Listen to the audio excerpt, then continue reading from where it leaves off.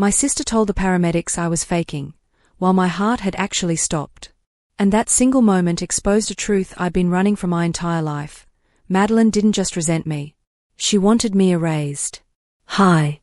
I'm Rachel, and this is the story of how I died, and how my own sister tried to keep me that way.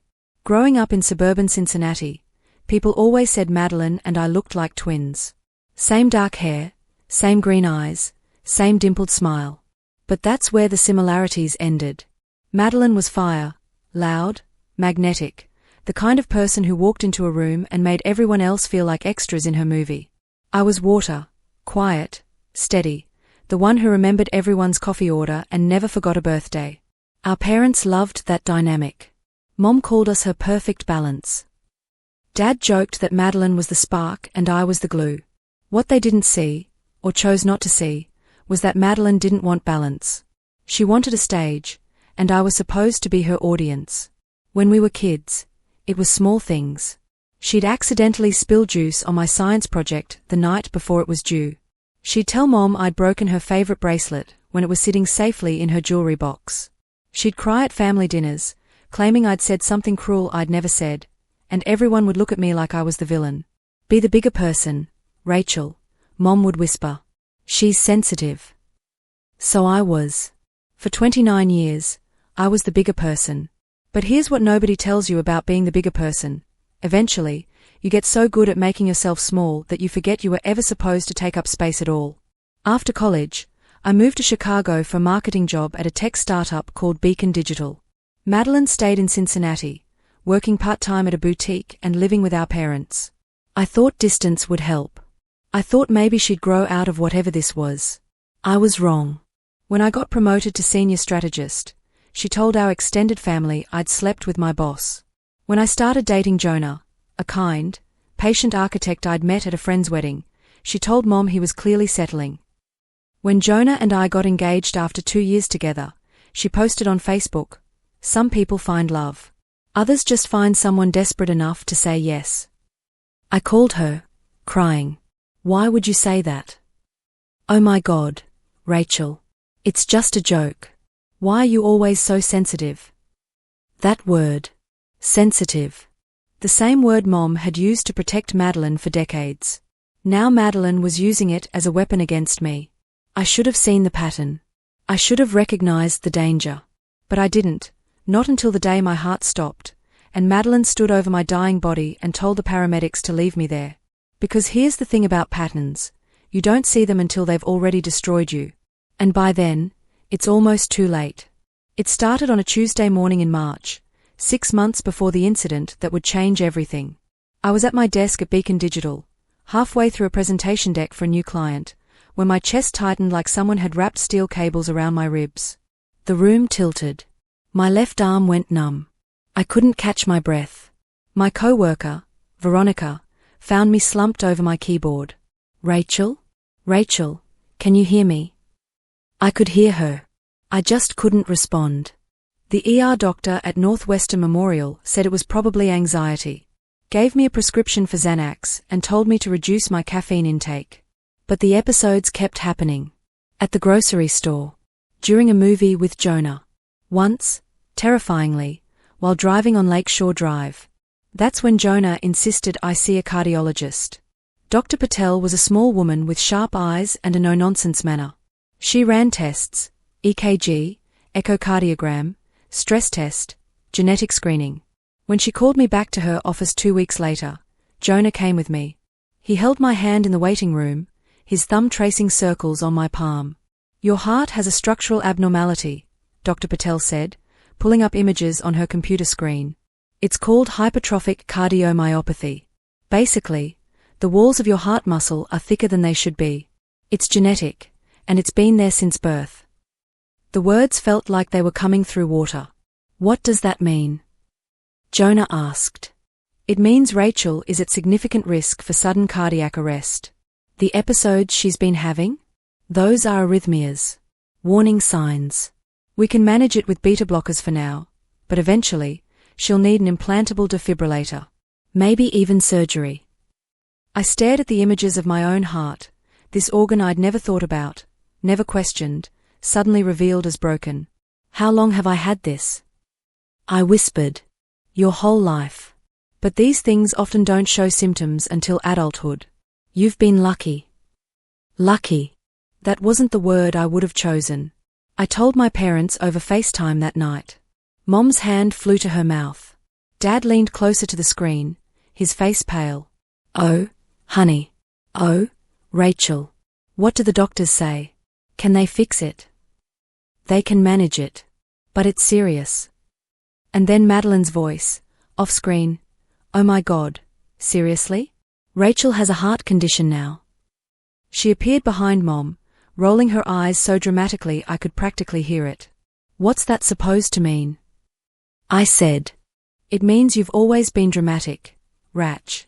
Remember when you thought you had mono in high school? It was a cold. Remember when you thought you sprained your ankle? You just tied your shoe too tight. Madeline, that's enough, Dad said, but his voice was weak. I'm just saying. Rachel gets a paper cut and thinks she needs stitches. My throat burned. Jonah squeezed my hand harder. This is different, I said quietly. Sure it is. She left the frame. Mom offered a weak smile. She doesn't mean it, honey. You know how she gets. But she did mean it. And 3 months later, when I collapsed outside a restaurant with no pulse, Madeline would prove exactly how much she meant it. Jonah's 32nd birthday fell on a warm Saturday in June. He wanted something low-key, dinner at the Hampton Grill, his favorite steakhouse in River North, with just close friends and family. I invited my parents and Madeline, hoping maybe the celebration would soften things between us. I should have known better. Madeline arrived 20 minutes late, wearing a red dress that stopped traffic and an expression that said she'd rather be anywhere else. She hugged Jonah, too long, her hand lingering on his shoulder, and gave me a tight smile. You look tired, she said, loud enough for everyone to hear. Thanks, Madeline. Dinner started well enough.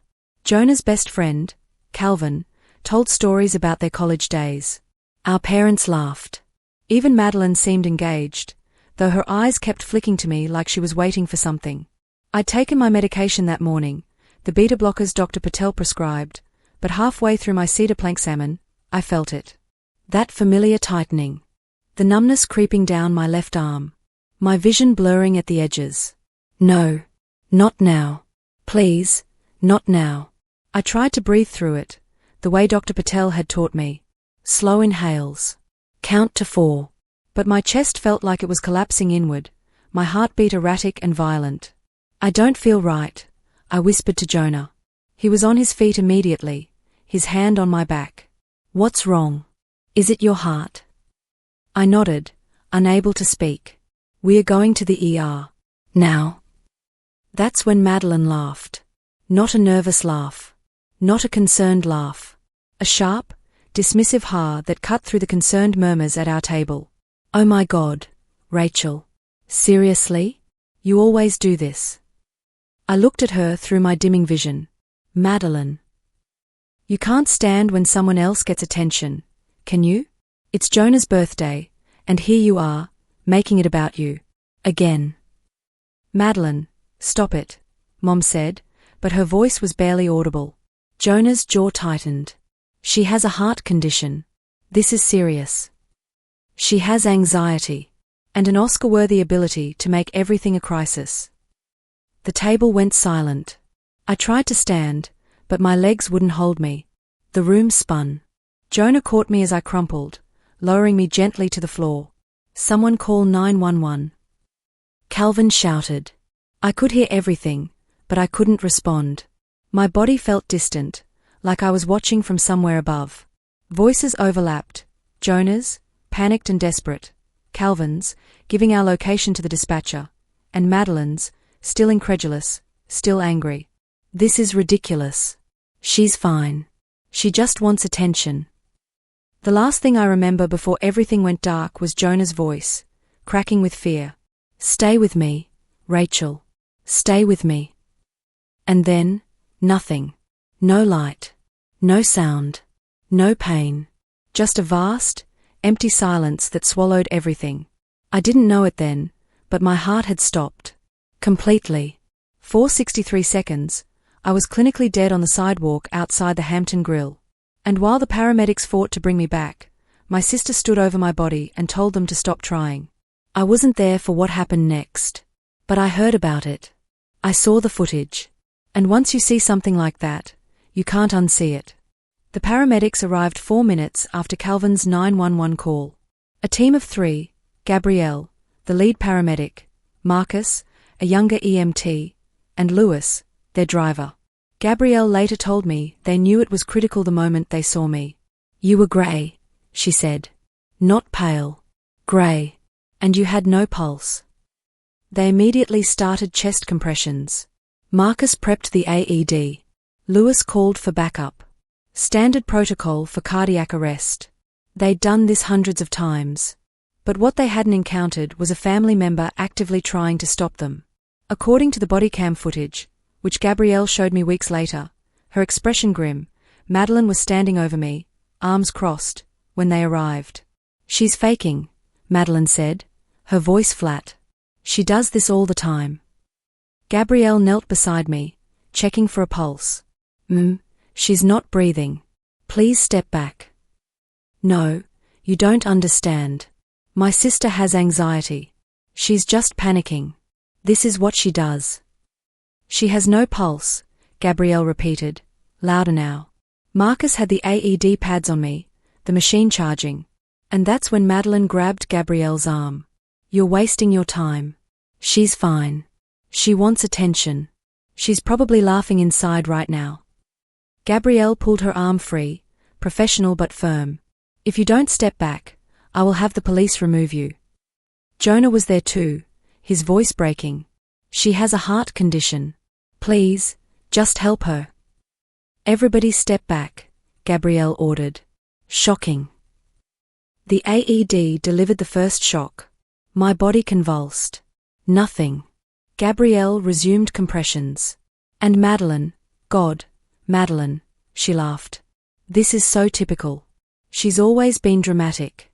When we were kids, she faked a stomachache to get out of my piano recital." Marcus said, his tone sharper now. "Your sister is in cardiac arrest. She is dying. Do you understand that?" "She's not dying. She's performing." A small crowd had gathered, diners from the restaurant, people from nearby shops. One of them, a man in a Cubs hat, stepped forward and physically blocked Madeline when she tried to approach me again. "Lady, what the hell is wrong with you?" My parents were there too, but they said nothing. Mom was crying, clutching Dad's arm. Dad stood frozen, his face white. Neither of them stopped Madeline. Gabrielle administered a second shock. My heart restarted, weak, thready, but there. She and Marcus loaded me onto the gurney, moving fast. As they wheeled me toward the ambulance, Madeline shouted after them, "She's going to be so embarrassed when she wakes up and realizes she ruined Jonah's birthday." Gabrielle stopped, turned, looked Madeline dead in the eye. "Your sister just died." Her heart stopped completely. "If we'd listened to you, even for 10 seconds, she'd be dead right now. Do you understand that?" Madeline's face flickered, just for a moment, with something that might have been doubt. But then it hardened again. "She's fine. You'll see." Gabrielle shook her head, disgusted, and climbed into the ambulance. Later, at the hospital, she filed an official report documenting Madeline's interference. The hospital flagged it for investigation. The police were notified. Because what Madeline did wasn't just cruel. It was dangerous. And it was documented.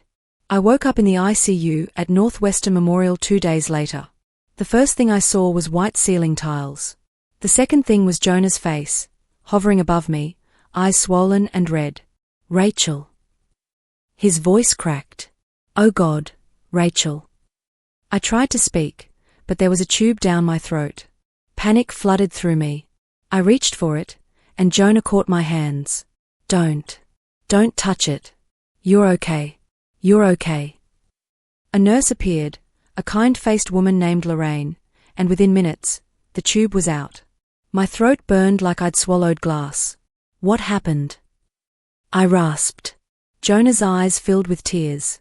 "You died, Rachel. Your heart stopped. Completely stopped." For over a minute. The words didn't make sense. I remembered the restaurant.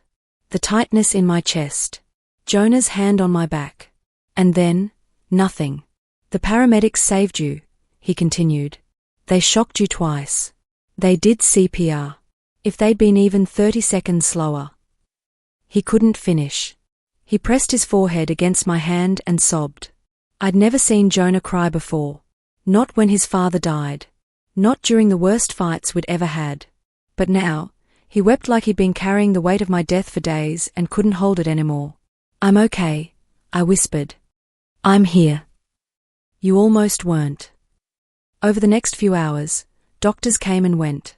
Dr. Patel explained that I'd experienced sudden cardiac arrest caused by my hypertrophic cardiomyopathy.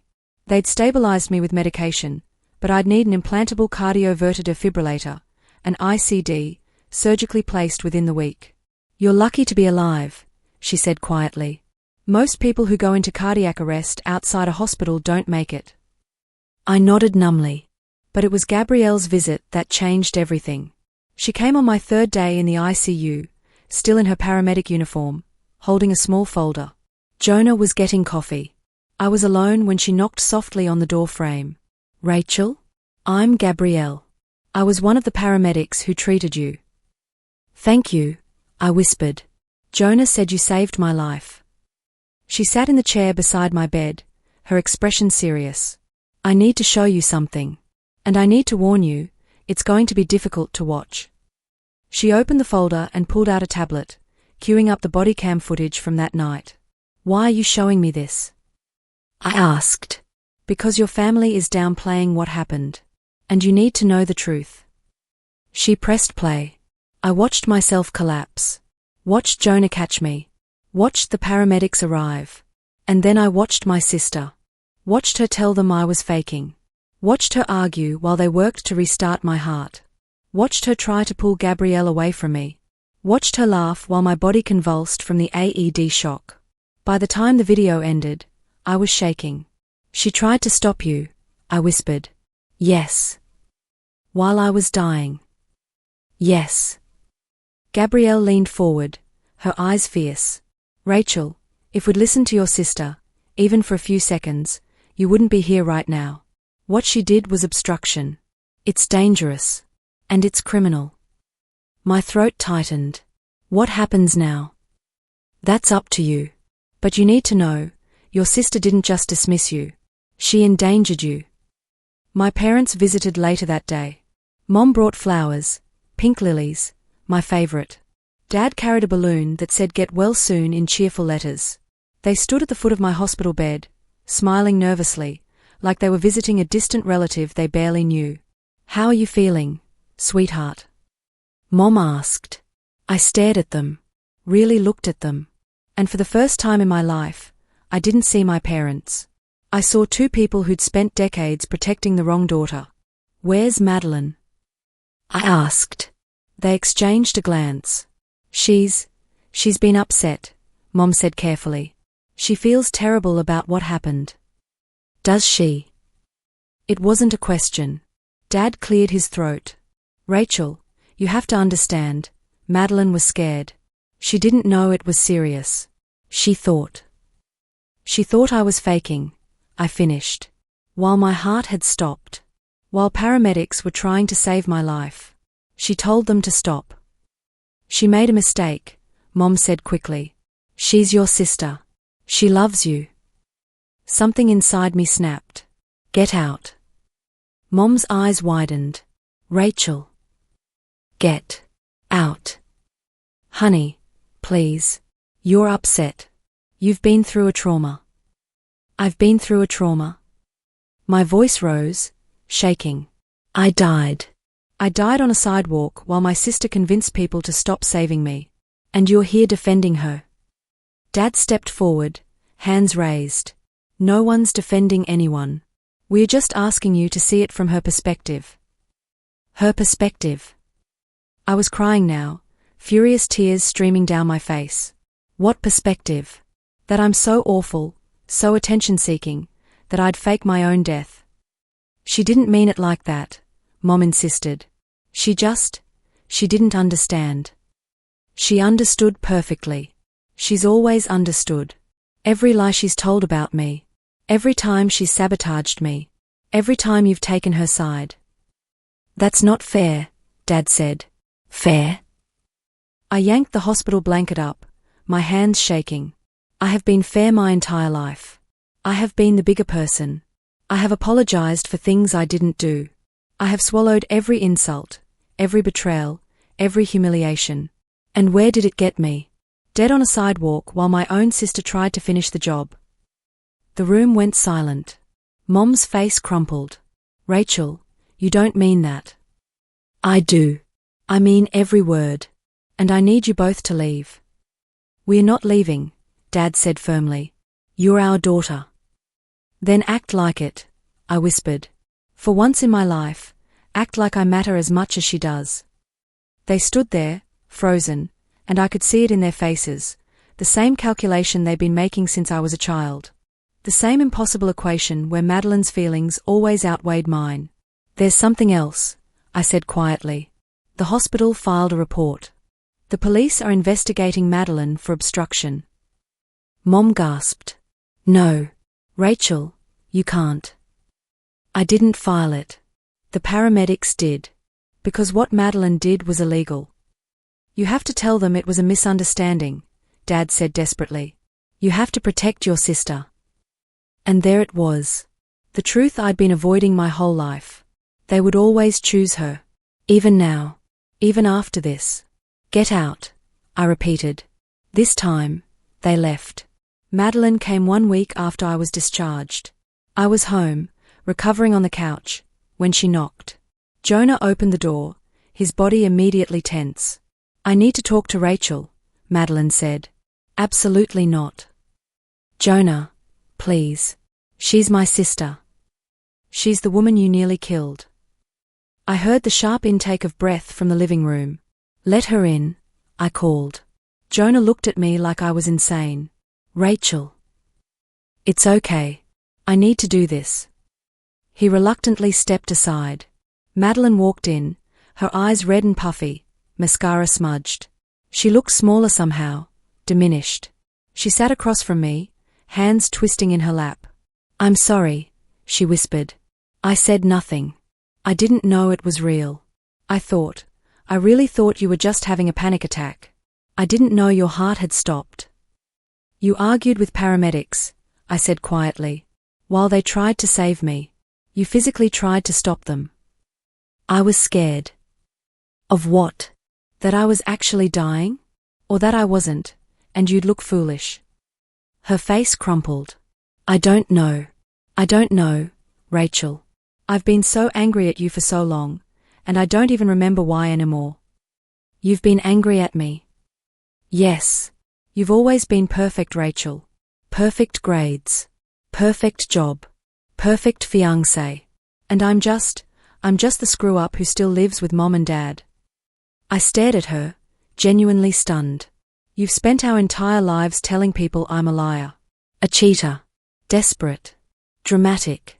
You've sabotaged me at every turn. And you think you're the victim. I know I've been awful, she sobbed. I know.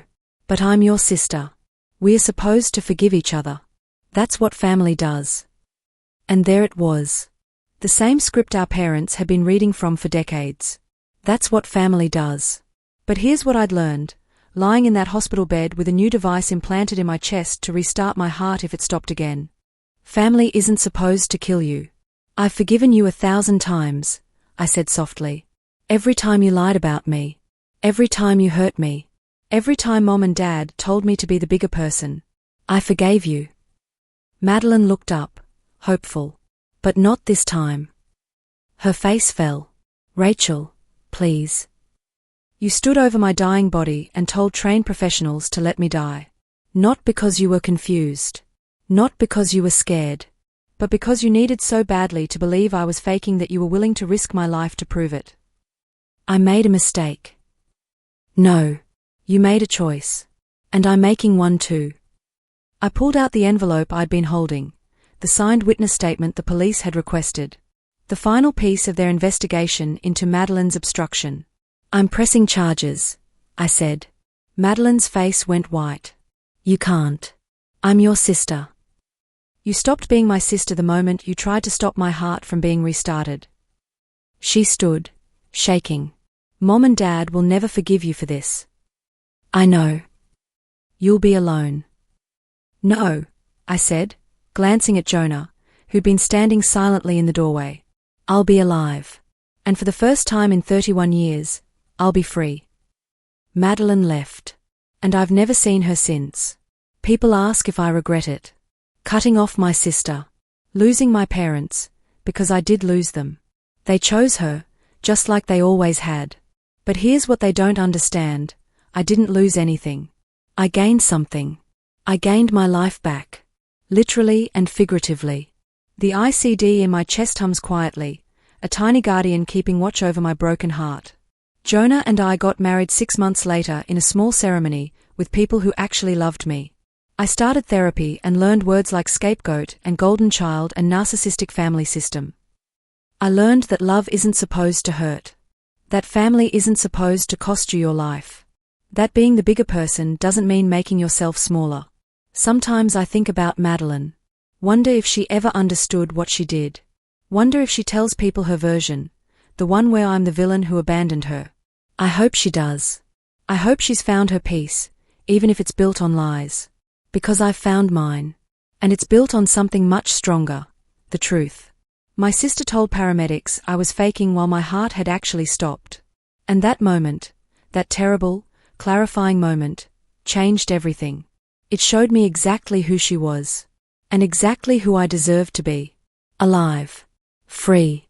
And finally whole.